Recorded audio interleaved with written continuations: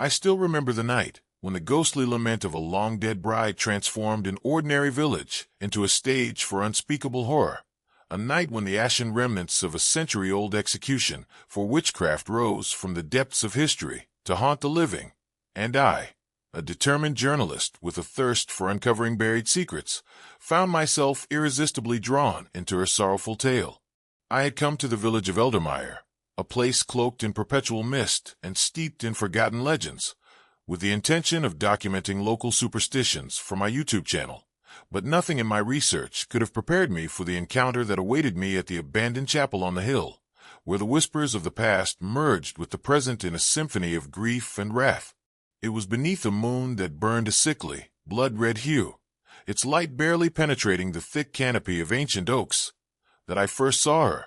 a spectral figure clad in a tattered bridal gown, her once beautiful face now etched with the deep lines of eternal sorrow and indignation, her eyes like twin embers burning with a mournful fury that seemed to pierce through the veil of time itself. The air was heavy with the acrid tang of burnt wood and the bitter stench of regret, as though the very ground beneath my feet had absorbed the flames of her brutal execution and now exhaled despair. Drawn by an irresistible compulsion, I approached the chapel with trembling steps, my camera clutched in my hand as I attempted to capture every harrowing detail. The delicate lace of her ruined veil, the shattered remnants of what might once have been a wedding bouquet, now scattered like relics of lost love, and the ghostly glow that seemed to encircle her like a halo of mourning. The villagers, their voices hushed and laden with fear, had long spoken of the Ashen Bride as a cursed spirit condemned to wander the earth in search of retribution for a betrayal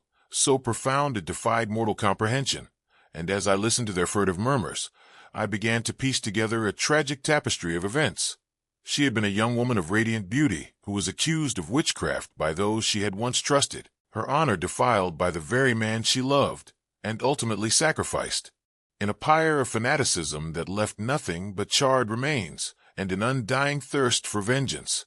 In the weeks that followed, the boundary between reality and nightmare grew perilously thin. I found myself tormented by visions during sleep, where I wandered endless corridors of crumbling stone illuminated by flickering torchlight, accompanied by spectral figures draped in tattered garments reaching out with desperate, pleading hands, their hollow eyes reflecting a sorrow that seemed to seep into the very marrow of my bones, and always the refrain of her lament, an echoing, accusatory whisper, "Return what was taken," that haunted the recesses of my mind. With each new day, the atmosphere in Eldermeyer took on an otherworldly quality. The once joyful chatter of market vendors was replaced by an oppressive silence, as if the villagers themselves feared to disturb the restless spirit of the bride, and even the landscape seemed altered.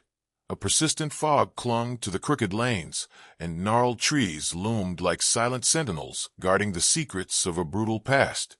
Driven by a combination of professional curiosity and mounting terror, I immersed myself in the village's forgotten archives, sifting through brittle letters, faded photographs, and yellowed newspaper clippings that recounted the tragic winter when hysteria and superstition led to her fiery demise, and with each new revelation, my heart grew heavier, burdened by the realization that her ghost was not merely a figment of legend, but a tangible, relentless force of nature. As the nights bled into one another, inexplicable phenomena began to plague my every moment. A persistent chill that clung to the air even in the heat of midday, the sight of pale, fleeting reflections in mirrors, where I swore I saw her sorrowful face superimposed over my own, and the soft, ceaseless sound of weeping that seemed to emanate from the walls of my modest lodgings, a lament of a spirit trapped between the living and the dead. One stormy evening, as the wind howled like a chorus of anguished souls, and rain battered the narrow windows of the chapel with a fury that matched the intensity of ancient grief, I sought refuge within its crumbling walls, determined to confront the spectral bride and understand the true nature of her curse. In the flickering candlelight of the forsaken sanctuary, I encountered her once more this time. She stood at the altar, her pale, trembling hands outstretched as if inviting me into her realm of despair, her eyes locking onto mine with a gaze so intense it paralyzed me with both terror and an overwhelming sense of pity. I could almost hear her silent plea, a melancholic murmur that seemed to vibrate in the air. "Remember me. return what was taken, as though her very existence depended on the restoration of a lost token of love and honor. In that charged moment, I discovered a small, intricately carved locket hidden behind a weathered pew,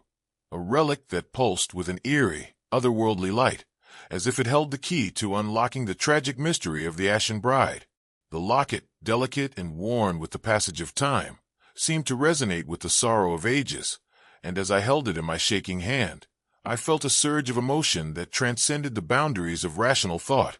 a profound, almost unbearable connection to the pain and betrayal that had led to her untimely demise. Compelled by an insatiable need to right the wrongs of the past, I resolved to return the locket to its proper resting place, convinced that this singular act might appease her restless spirit and break the vicious cycle of vengeance that had tormented the village for generations. Yet even as I prepared for this perilous journey, a series of ominous portents began to manifest.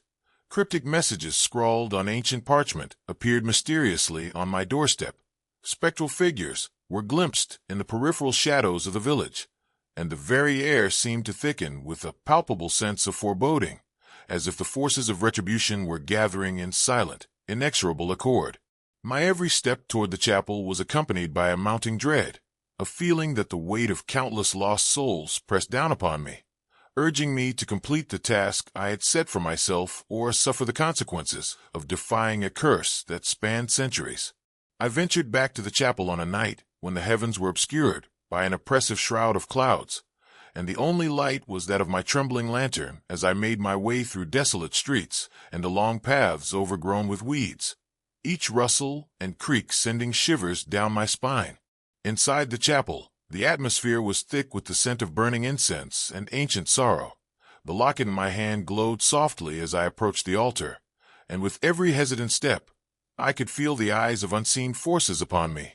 judgmental, mournful, and inexorably insistent that I restore the balance disrupted by my intrusion. With a trembling voice, I spoke a prayer of atonement to the gods of a forgotten era, my words barely audible over the relentless drumming of my heart. And as I placed the locket gently on the altar, a sudden, ferocious wind surged through the chamber, scattering dust and tattered remnants of old rituals in a chaotic, yet strangely harmonious dance. In that climactic moment, the ghost of the Ashen Bride materialized before me in all her tragic glory. Her eyes, filled with a profound sorrow and an unquenchable fury, met mine, and for an agonizing instant, time seemed to suspend, the boundaries between the living and the dead dissolving into a single, heart-wrenching tableau. Her spectral form shimmered in the dim light as a chorus of anguished voices rose in a dirge that resonated deep within my soul, and I felt the searing touch of her pain, as if the centuries of betrayal and loss were being transferred to me